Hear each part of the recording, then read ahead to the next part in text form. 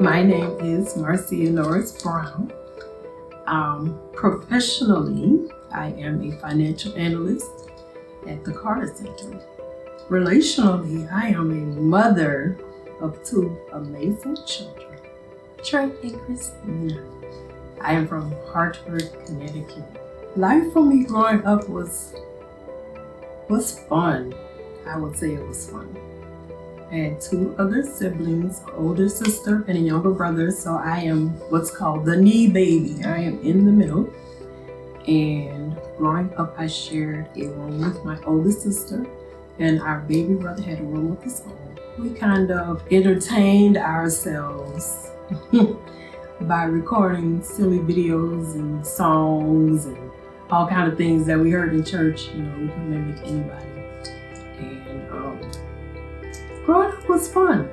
I mean, there was some, rules, of course, but one thing my parents always made sure of was that we went on vacation somewhere. Every summer we went on a vacation, whether it was somewhere in Florida or taking a cross-country trip to Hartford to see Grand.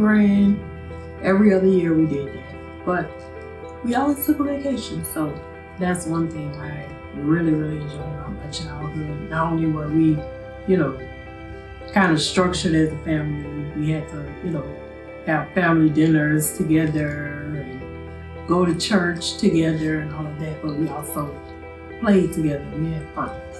My favorite childhood memory, is one of my favorite vacations, and it was the vacation that we took to Cape Cod, Massachusetts. That was the funnest, I know that's not a word, but it was the funnest vacation ever. And I always said, before I leave here, I want to bring my children to Cape Cod, Massachusetts. So what happened was my grand rented out, before Airbnbs were popular, she rented out this huge house in Cape Cod. It was supposed to be our family, our aunts and their kids and everybody, but for whatever reason, it was just grand in our family. And so she said, we're still going. So we went to Massachusetts and we stayed in this humongous house. Oh my God. We played hide and seek. I had never been in a house that big. It had at least 6 to 8 bedrooms. So we were just running around the house, all up and down, just everywhere. And we got a chance to go into town. We got a chance to just go to the beach. It was just fun. So Cape Cod was really good. That's one of my favorite memories. It kind of seems small in my mind because I want to achieve more, but I can say that I do have a bachelor's degree in economics, and I have a master's degree in business administration. So academically, those things I have achieved. As far as what I want to achieve, I don't think I want to go back to school because I'm like, I'm okay with where I am with the master's degree. I really don't want to be a doctor of anything, so I'm okay there. But I want to be an author, so I have a book that's in the works, and I'll be able to add that to my list of things. I also want to be a recording artist. I've been saying this for years and kind of got to get over a little hiccup right now, getting my voice back together after surgery, but I still want to be a recording artist. And those are the two things that are still on my list of things to do. I can say also that I am an international traveler. Yes, I've always wanted to go to Africa as long as I've lived. Just blessed to say that working with the Carter Center in the span of my the first 6 months that I was there, I was able to go to Africa 3 times. Who does that? I'm sorry, the first 9 months that I was there, I went to Africa 3 times. So not only did I go once, I went 3 times, and to different regions. So I got to see different types of cultures in Africa, which was totally amazing. So don't believe everything you see on TV. Don't believe what they say about us, because Africa is very rich and diverse, and beautiful and the food is amazing and all of that. So everybody should go.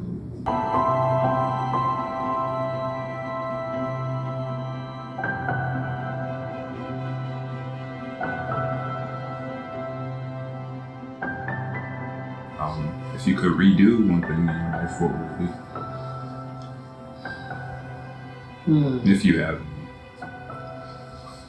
If I could redo one thing in my life, I would, this might sound really weird, but I would take better care of my teeth.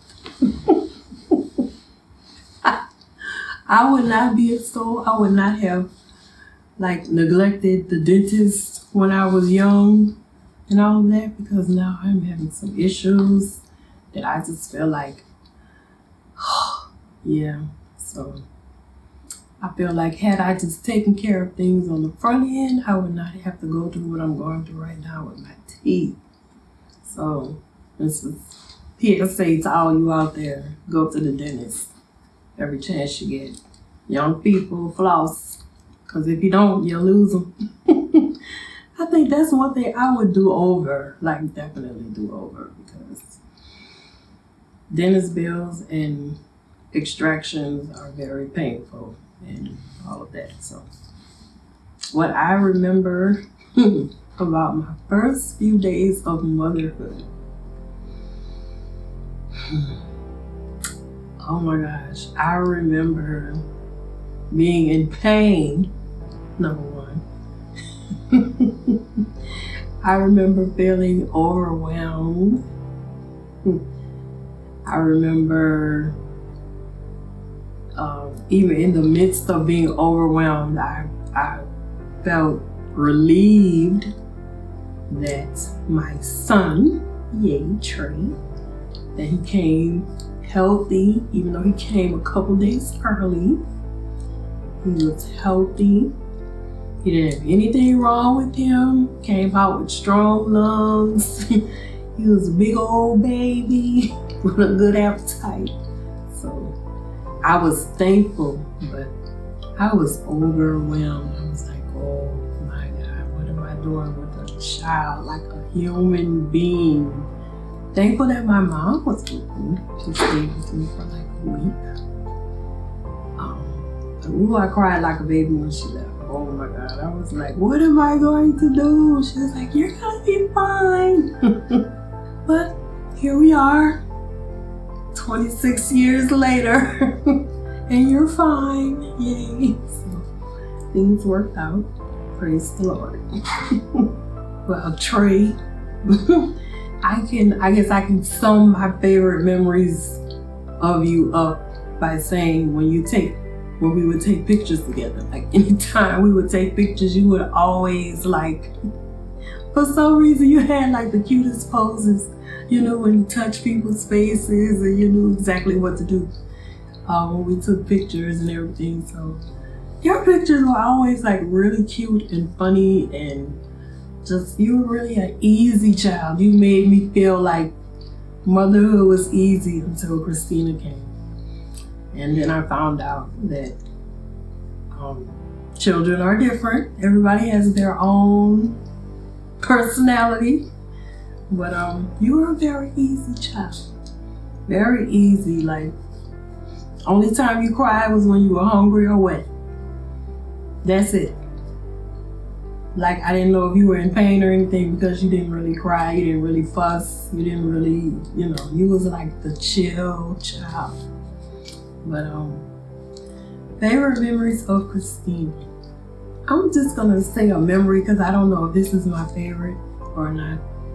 But I guess a more recent memory of Christina was when we had to bring her to school for the first time and move her in to Bard College as a freshman. And just the way that she just kind of, handled things, and she was just her own little person, and I was like, oh my goodness, she don't need me. But it made me feel good about leaving her in New York, technically by herself, without parents and siblings and stuff like that. But yeah, the whole moving process, it didn't make me sad. I think I was more proud than sad when she moved in, because I kind of always like, okay, she's gonna be all right. So that's one of my favorite memories. What I wish for my kids is a life of peace, a life of good health, and a life of prosperity, including financial prosperity. You know, gotta have money. I hope that I lived in such a way to exemplify those things, and still trying to, you know, teach you all better ways of handling things and finances and things like that, so that you won't mimic some of my mistakes. But yeah, those things: peace, health, prosperity. I want that.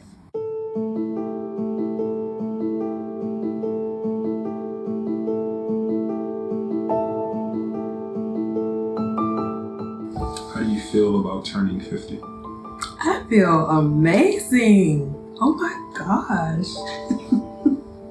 I think when I turned 45, I started counting down like, I can't wait to be 50. I cannot wait to be 50. I don't know why I was so excited like 5 years ago about being 50, but I think 50 is a good age. It's nothing to be afraid of. It's not, you know, over the hill. Oh my God, we're getting old. I mean, there are some changes that are occurring in my life and in my body that, you know, hey, comes with age, but I'm excited. I'm very excited about being half a century, because that means I'm on my way to being a whole century. That is amazing. I feel great. And second half of my life, more memories. Well, I alluded to one. I definitely want to bring my kids to Cape Cod, Massachusetts to experience what I experienced as a child. That's one memory I definitely want.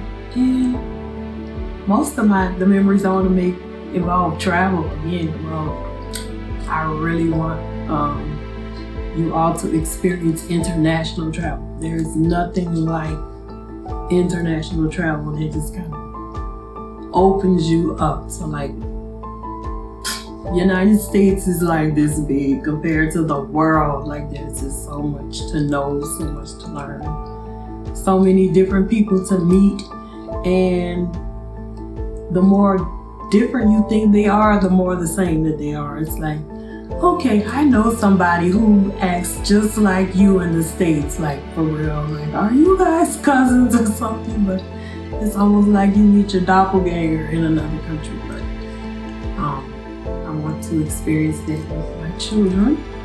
I think that sums it up. Just a lot of travel. I just want to get out, see the world, see what's out there, and not be boxed in. I want to be remembered as a loving person, somebody who genuinely loved. Like, you don't have to wonder if I like you or not, if I love you or not. You know, without a shadow of a doubt, that I love you, that I care about you, that I want what's best for you. And I think I want to be remembered by that, by how I show, you know, compassion and care to other people. But that's first and foremost. This is different. Thank you for wanting to interview me. I feel honored, and I know this is like one of many interviews that you're going to do, and I can say that Charles Rutherford interviewed me when he becomes famous and Emmy writer and producer and all of that. I'm like, yeah, he did my interview, so yeah. Love you. Yay! That's it. Love you. Thank you again for agreeing to do this. Yay!